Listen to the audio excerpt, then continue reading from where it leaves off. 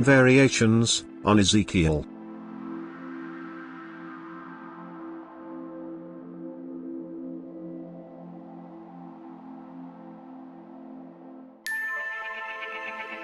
Chapter 5.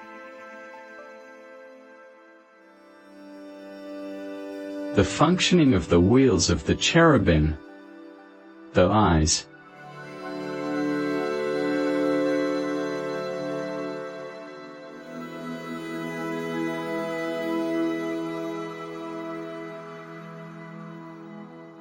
The rims of the wheels were high and awesome, and were full of eyes all around. Ezekiel 1 verse 18.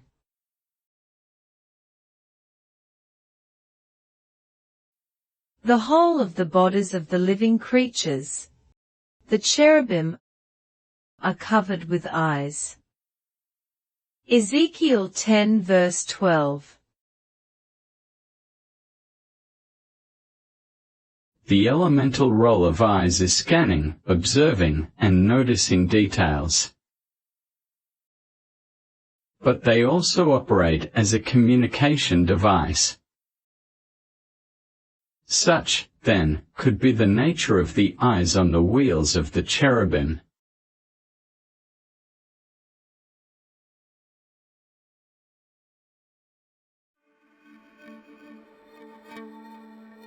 Eyes are a communication device.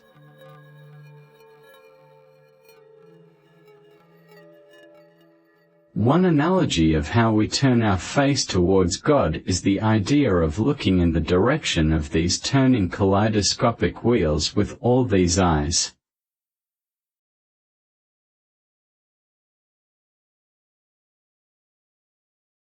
By focusing our spiritual eyes towards God, in small ways that may even seem insignificant, we're indicating a desire to communicate. One thing have I desired of the Lord, that will I seek after, that I may dwell in the house of the Lord all the days of my life, to gaze at the beauty of the Lord and look for him in his temple. Psalms 27 verse 4.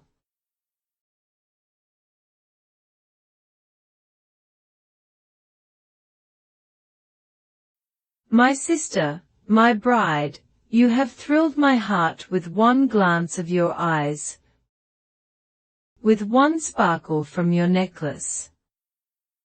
Song of Solomon 4 verse 9.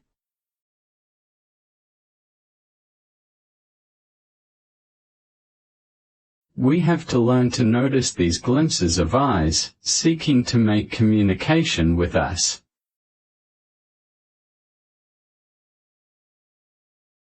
The whole of the bodies of the living creatures, the cherubim, and their backs, and their hands, and their wings, and the wheels, are covered with eyes. Ezekiel 10 verse 12.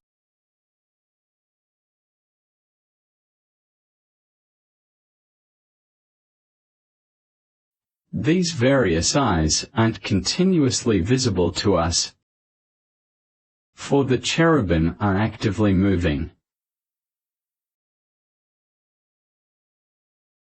And so, many of these frequent beckonings to us go unnoticed.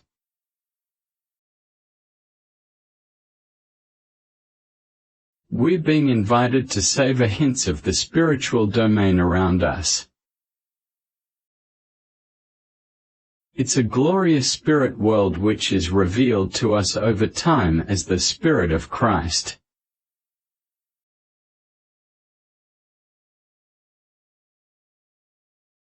We may perhaps only catch brief flashes. This is the revelation, the coming and the appearing of Christ.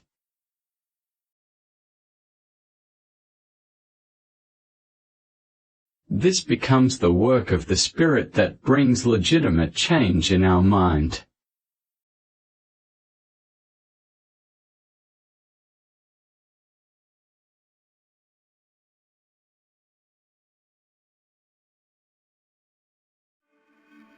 The eyes are scanning, observing, and noticing details.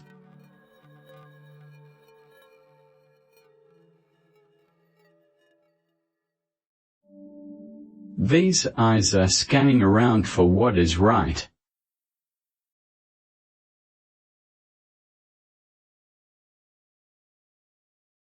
The nature of the eyes on the cherubim is that they are able to scan many details in the heart of a person. The details that are observed are for the purpose of preparing the way to establish His spiritual seed inside us.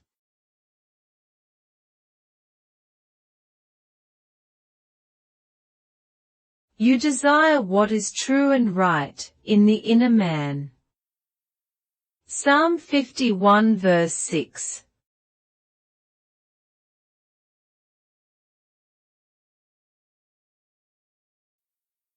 Now if we imagine a worst-case scenario that these eyes might be gazing out upon, where a gang of groomers take young girls into prostitution, we can say that these are evil people who are living an evil life. So in such a case, what would be the nature of any interaction with the cherubim wheels and eyes?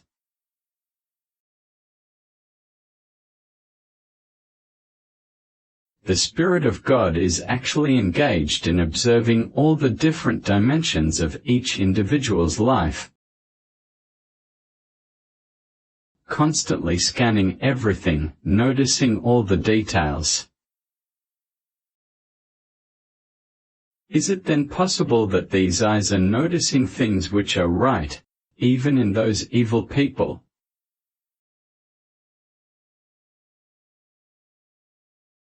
Ezekiel 18 verses 21 and 24.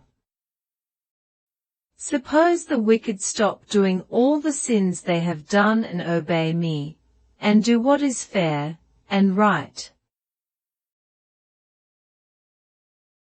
Then they surely live, they don't die. But suppose good people stop doing good, and do wrong, and do the same hateful things the wicked do. For those sins, they die. If we've become accustomed to finding fault in the evil sinner, then we'll not be so able to appreciate their fair and right attributes. You blind guides, who strain out a gnat, but swallow a camel.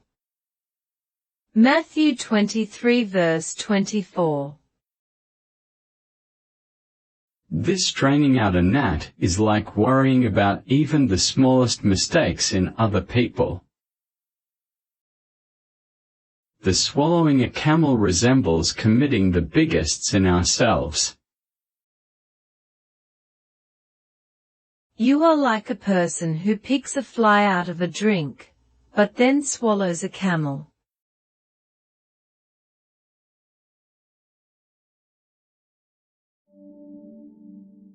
The eyes are also observing and marking what is sinful.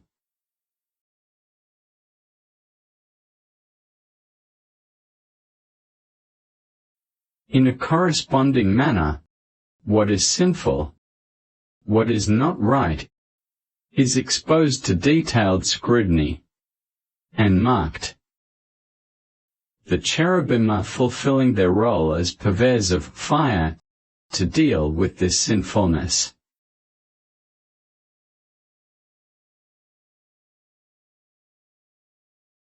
The Lord said to the man dressed in linen, "Go between the wheels underneath the cherubim. Fill your hands with burning coals from among the cherubim, and scatter them over the city." Ezekiel 10 verse 2.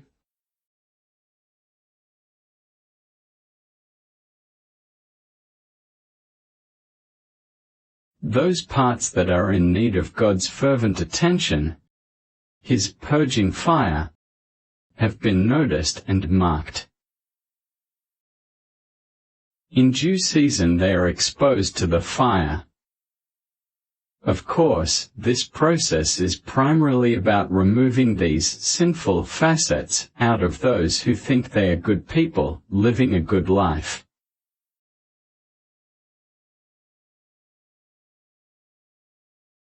People look at you and think you are good.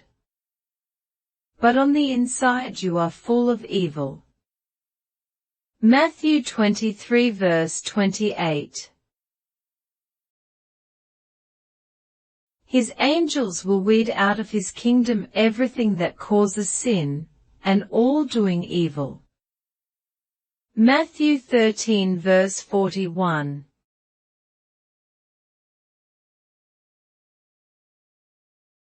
He is removing these sinful portions out of his kingdom, which means they are being surgically removed from his dwelling place, in the heart of man.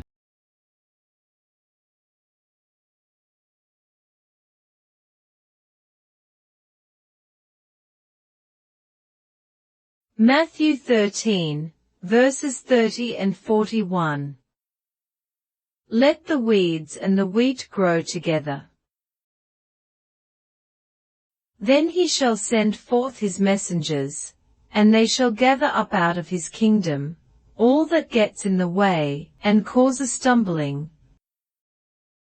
and all the lawlessness, and cast them into the fire.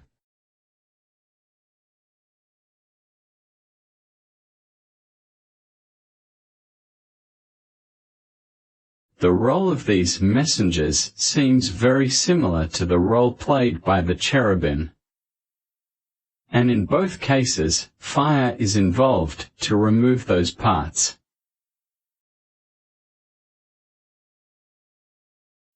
Note that this is not in the context of non-believers, as all good hellfire preachers would have it.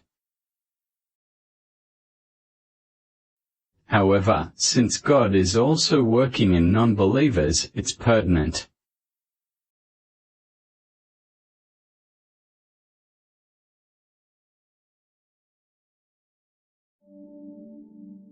The data gathered by all these eyes is analyzed in context.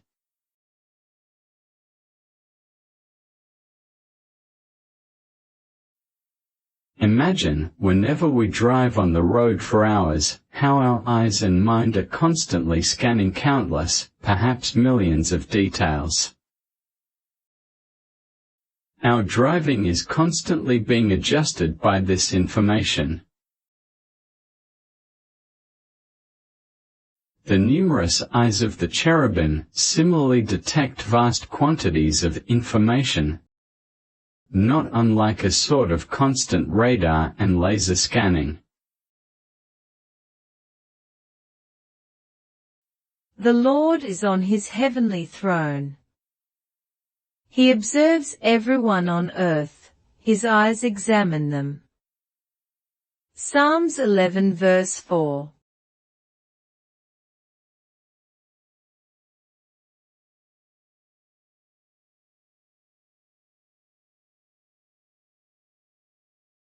Humans can't even fully interpret all this intricately arrayed data about their own selves, let alone trying to interpret someone else's. We can't arrive at legitimate results because the mental faculties required for explaining the data are initially unavailable to us.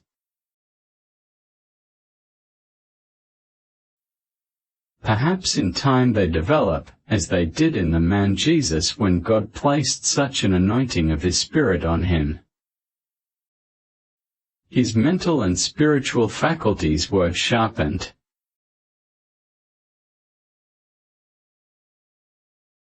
The Lord's Spirit has rested on him, Christ. A spirit that gives extraordinary wisdom and fear of God. There's a sharpening of the senses in appreciating this awesomeness of God. In verse 3 the Hebrew words even allude to the faculty of smell. Isaiah 11, verses 2 and 3a. He, Christ, doesn't judge by the sight of his eyes, nor decide by the hearing of his ears. Isaiah 11 verse 3b.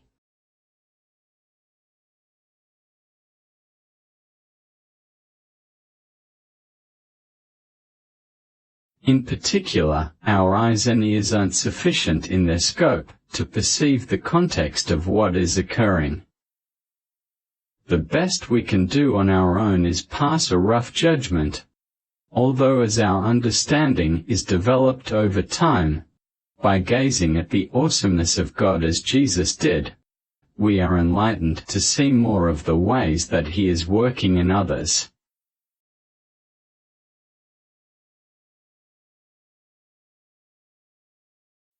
Only God has knowledge of the context of anyone's actions, especially those elusive elements that are perhaps right, but are within someone who doesn't purport to be a believer, or who doesn't meet a believer's criteria for being such. And it's no use glibly writing this off by attaching to it a derogatory label such as New Age.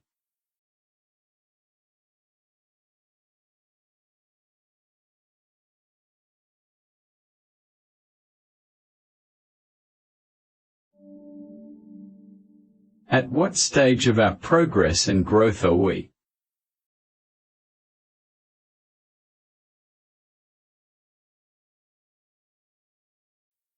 Ezekiel 20 describes how all our ups and downs, our good and our bad, are seen by God.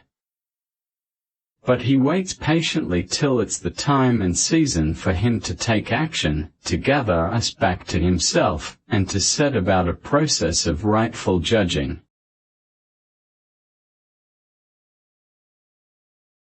A time comes to pass when the season has gone full turn.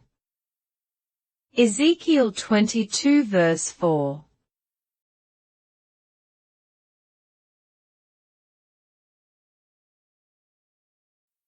Ezekiel 36 verses 17 to 38.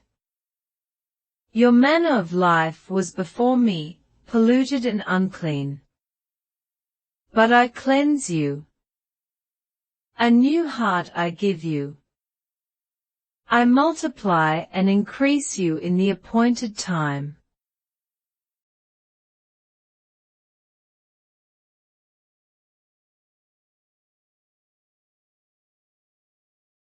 Ezekiel 20, verses 8 to 39, they turned against me.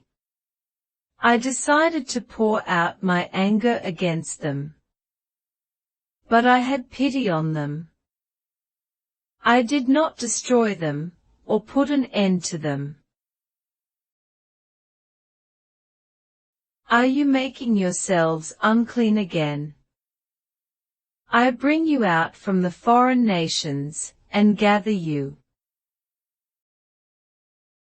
But for now, carry on, and let your manner of life be like serving your idols. And if after that, you end up listening to me, you'll find that you're no longer polluting and defiling my name.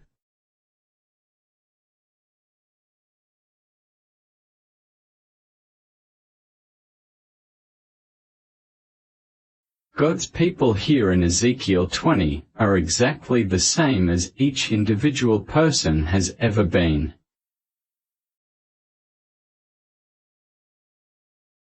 Mankind is endowed with these failings, with a nature that readily wanders from God, and is characterized by spiritual offspring, deep inside, that is unacceptable to God.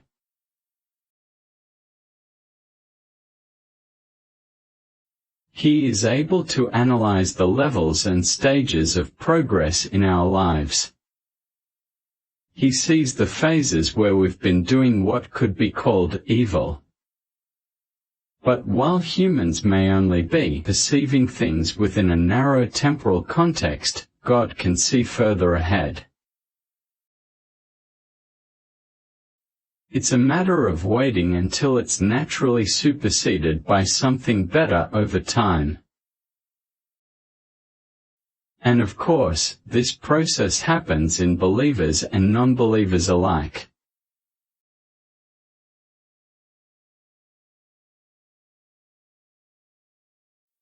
When God looks at each specific person, He sees them in the context of the stage they are currently at.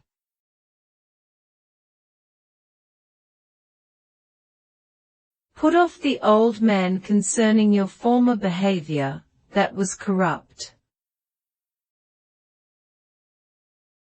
Be renewed in the spirit of your mind. Ephesians 4 verses 22 and 23.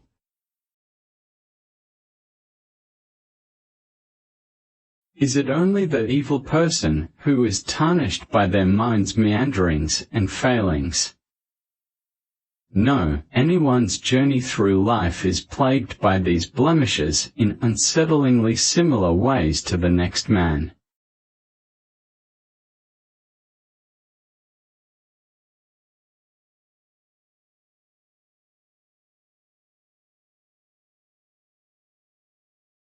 Against you, God, you above all, I have sinned. I have done what is evil in your eyes. So you are just, when you confront me. I was guilty of sin from birth.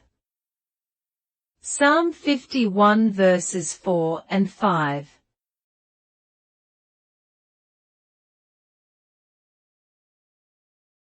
So if we look down on what we think is wrong in an evil person, we need to remember that there's been a slow moving away from very similar tendencies within ourselves.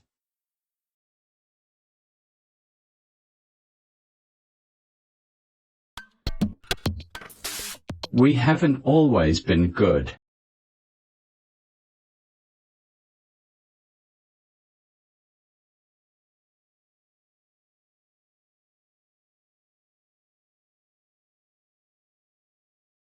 This concept of the eyes noticing details is sabotaged by simplistic doctrines.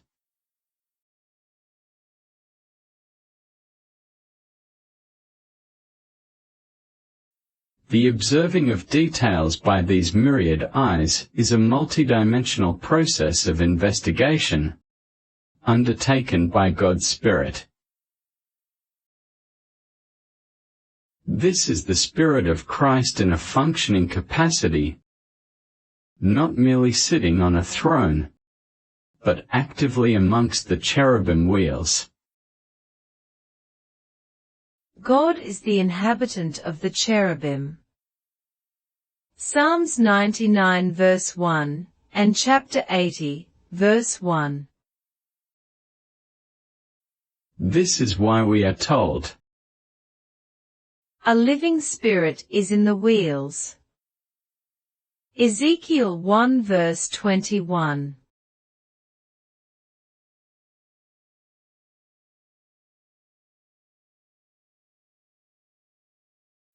This concept of the eyes noticing good and bad details in believers and non-believers is sabotaged by simplistic Christian traditions and doctrines. An all too common idea is that there's a God up there who is only interested in looking for good people who have chosen Jesus and are saved and are going to heaven. But what a banal and sadly superficial idea. That's merely a monodimensional human concept, not properly detailed in Scripture. In such a cliched world of ones and zeros, a one would be considered saved, a zero bound for hell.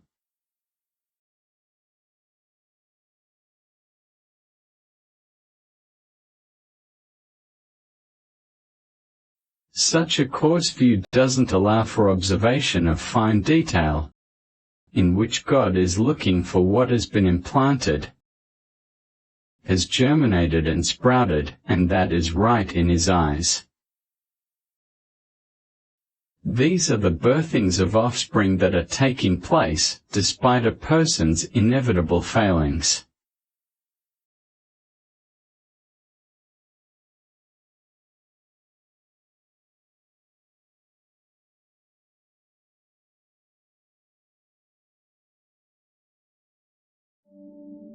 God is at work gathering what is of value, rescuing what has been scattered.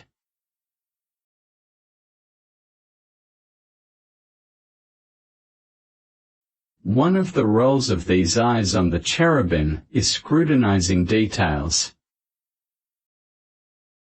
It's true, much of Ezekiel laments the destruction of Jerusalem and the wicked in her. A bleak canvas of fearful imagery can surely be created if the palette holds merely the strong threatening words of the prophets.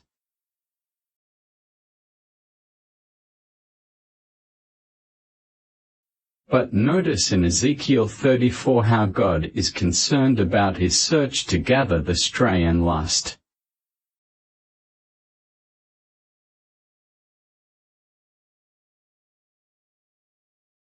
My flock go astray.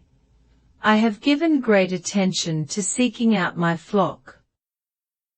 I have rescued them from all places and conditions where they have been scattered, in a time of cloud and thick darkness. I seek the lost and perishing, the outcasts, broken, weak and sick. Ezekiel 34, verses 6 to 16.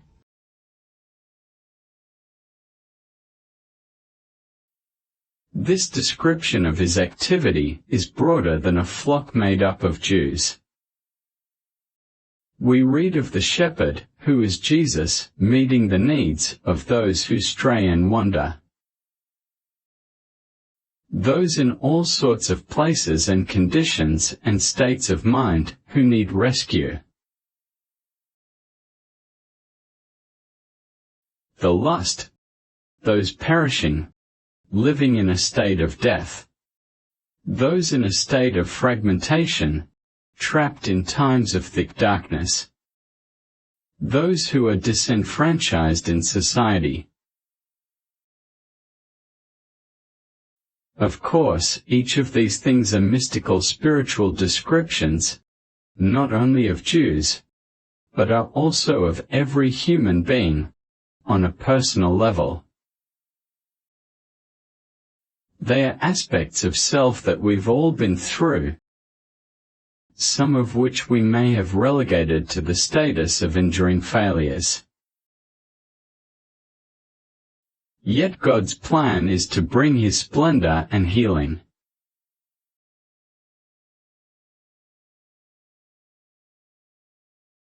His intention is to change us. His process is through the Spirit of Christ. When they come to this land, I put inside them a new way of thinking. I take out the stubborn heart of stone from their bodies, and I give them an obedient heart of flesh.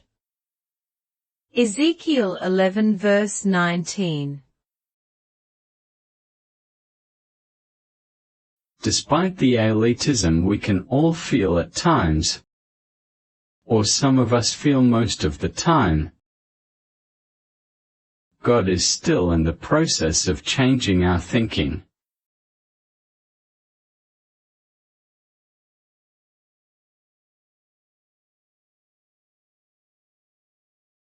Then the living creatures lift their wings, with the wheels beside them, and the glory of the Lord ascends from inside Jerusalem,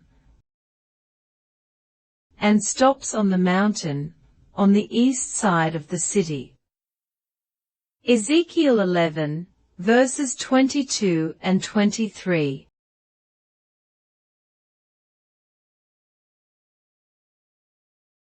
God spends much time doing this work inside us.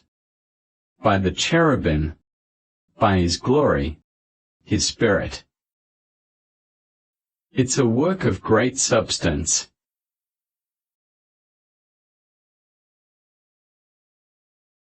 The season for this then changes, so the Spirit, Christ, the work of the cherubim, it ascends, lifts, but will return for a later season.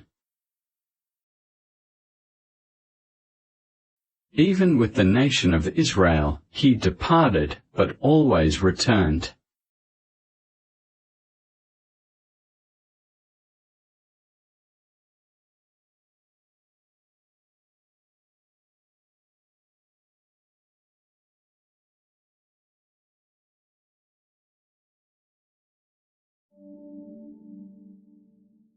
Separating out the bad, so the good can be accumulated, is a complex process.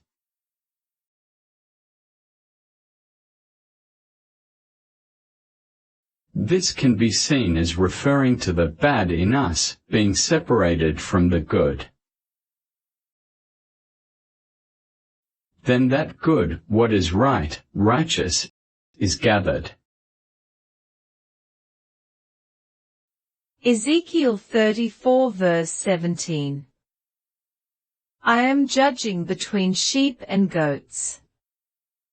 Verse 26. I have given them showers, to come down in their season, showers of blessing. It's like a net thrown into the sea, that caught many different kinds of fish. They put all the good fish in baskets, and threw away the bad.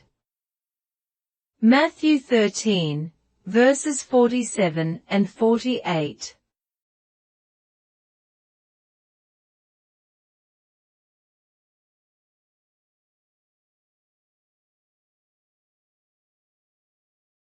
The amazing fact is that God's system and plan involves using frail humans to house His treasure in.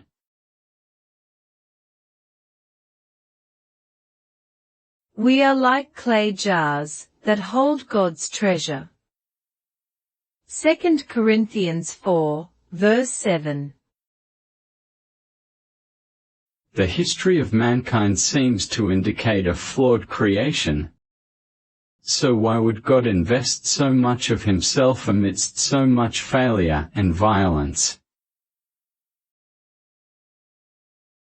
There is no simple rational answer to this, until perhaps one is taken into the third heaven, and shown beyond anything they may imagine, or may try to put into verbal expression.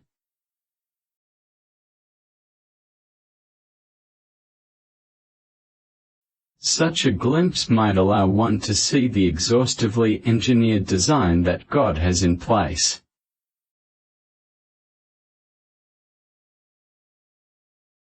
Should the pottery say about the potter, he doesn't understand? Isaiah 29 verse 16. Does the clay say to the potter, "What are you producing, when you make me? What clumsy fingers?" Isaiah 45 verse 9.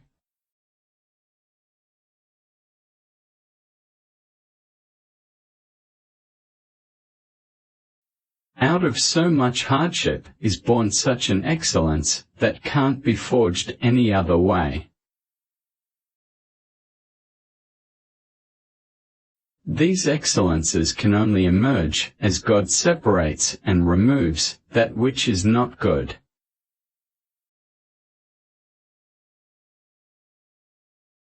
The perplexing agony we're exposed to results in the all-important gathering up of what's good.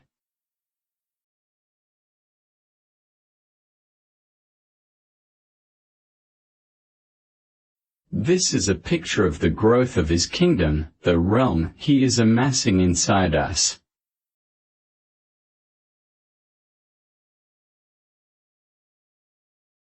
When an age has come to its end, the messengers shall come forth, and separate the evil out of the midst of the righteous. Matthew 13 verse 49.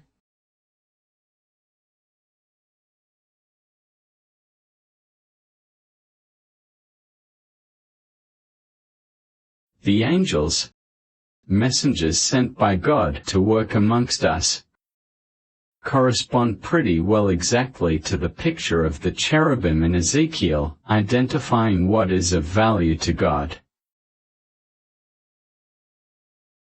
The Lord called to the man dressed in linen, who had the writing case at his side. Go through Jerusalem, and put a mark on the foreheads of the people who groan and cry about all the hateful things being done among them.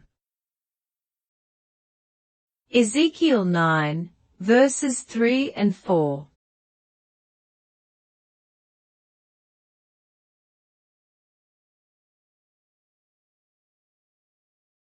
What is not marked as having value is selectively removed.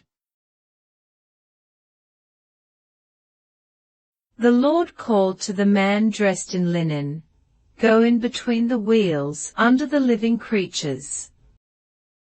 Fill your hands with coals of fire from between the living creatures, and scatter the coals over the city. Ezekiel 10, verse 2.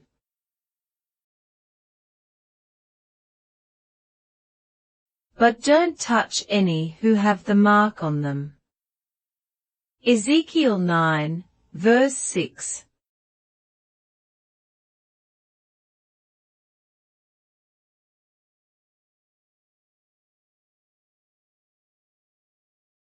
What is right, in God's eyes, is constantly being gathered. Here in Ezekiel, the basket, the container that it's collected into, is God's house, His dwelling place in us.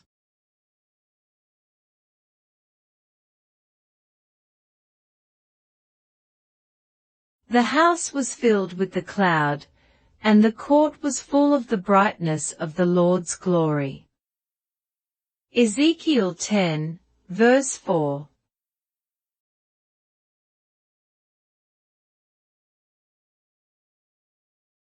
Jesus replied, anyone who loves me will watch and keep my teachings. My Father will love them, and we will come to them, and make our home with them. John 14, verse 23. In God's heavenly domain, the field of vision He has of His treasure in each person is composited from countless colorful pixels.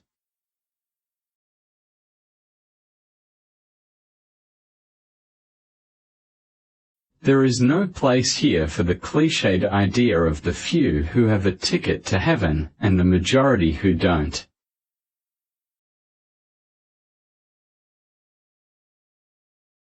By interpreting all that data seen through the eyes of the cherubim, He's constantly compositing it together so as to illustrate the true value in the individual person.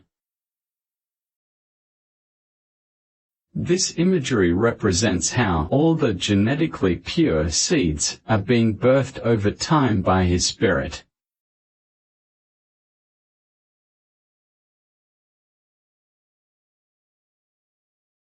Matthew 13, verse 38, the good seed, these are the offspring of the realm. Verse 43, the righteous shall shine forth as the sun in the reign of their Father.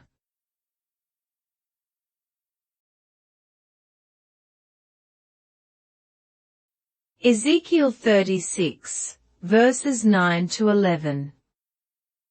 I have turned to you, and you have been tilled and sown. I've seen to it that the ruins are rebuilt.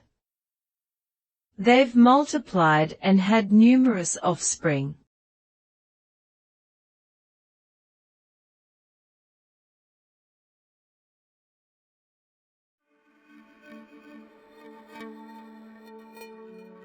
Are these many-eyed creatures unique to Ezekiel?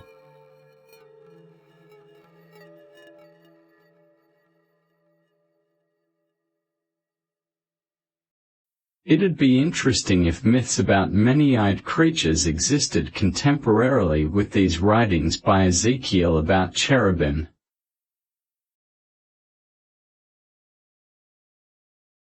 Greek mythology depicted something perhaps related. Argus, a 100-eyed giant. His title was Panoptes, the all-seeing one.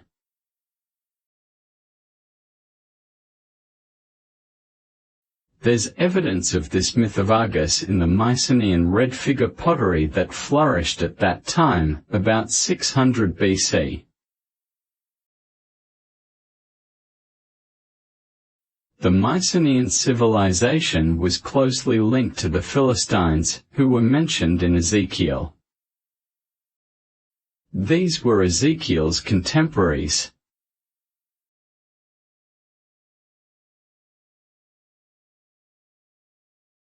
It's very likely that their pottery and the myth of this all-seeing creature would have been familiar to Ezekiel.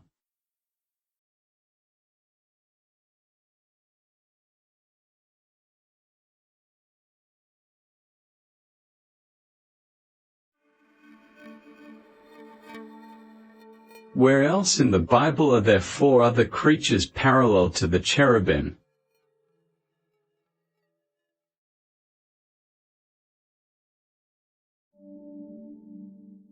Daniel the prophet wrote about 4 creatures.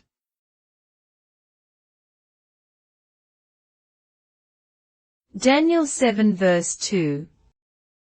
The 4 spirits of the heavens are stirring up the sea. Verse 3.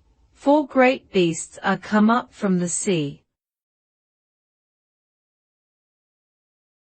Daniel describes 4 nightmarish beasts, but their functions, such as destroying flesh and making war against God's holy people, are limited in time and scope.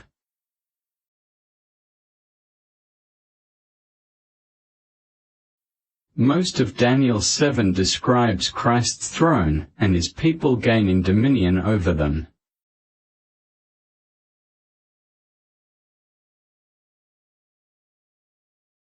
Verse 9. Those thrones were cast down, and the Ancient of Days took his seat. Verse 12. The beasts had their dominion taken away, although their lives were prolonged, for a season and time. Verse 27. And the dominion is given to the saints of the Most High.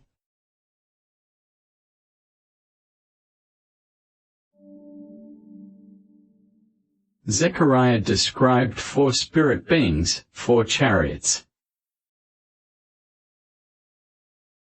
Zechariah 6, verse 1. I saw 4 chariots going out between 2 mountains. Verse 5. These are the 4 spirit beings of the heavenlies. Verse 6. Chariots were pulled by horses. At the completion of their tasks, there was quietening and rest. Verse 8. This was in the context of what Christ, the branch, was to accomplish. Verse 12. Here is the man whose name is the branch. He branches out from his place and has built the temple.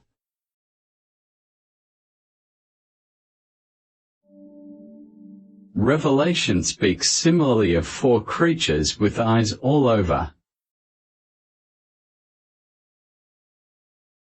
Revelation 4 verse 6. Around the throne were 4 living creatures, with eyes all over them. Verse 8. Each of these 4 living creatures was covered all over with eyes, inside and out.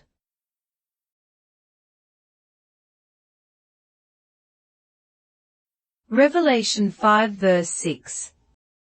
Then I saw a lamb, standing in the center of the throne, and in the middle of the 4 living creatures, and the elders, with 7 horns and 7 eyes, which are the 7 spirits of God, that were sent into all the world.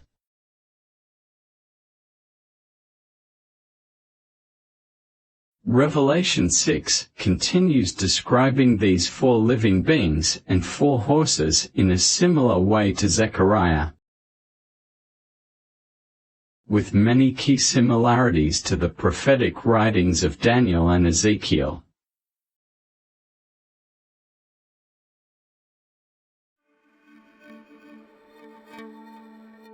God is zealously installing some of His vast spirit existence inside each of us. These allegories highlight the functional mechanism of the Spirit of Christ.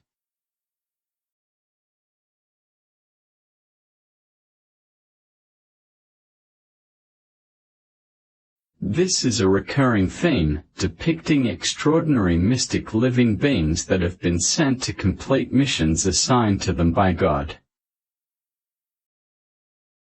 The cherubim covered with eyes in Ezekiel, the horses and chariots in Zechariah, and the living beings covered with eyes in Revelation, all contribute insight to us.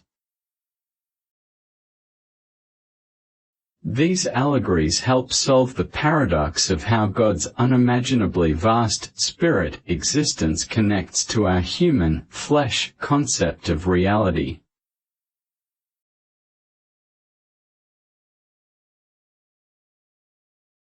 Even the creatures in Daniel are fulfilling God's plans to release us from these powers that have formerly overpowered us. There's an emphasis here that is missed when these verses are used as part of some last days sequence of political events. The actual emphasis is repeatedly on the power we're being given over them.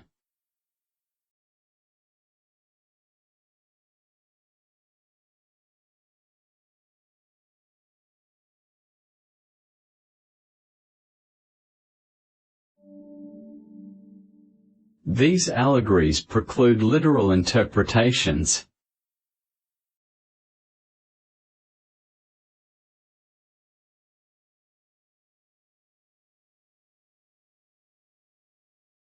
What about the endless millions of words written explaining these creatures in the context of history and the context of supposed end times? We are supposedly given chronological detail of real events, which are appointed for the end of time. Certain literal wicked nations are awkwardly typecast as facing a doomed fate, and so on. But any strictly literal applications of them can only become more and more ludicrous. Yes, the work of the Spirit in these visions echoes themes of destruction and death.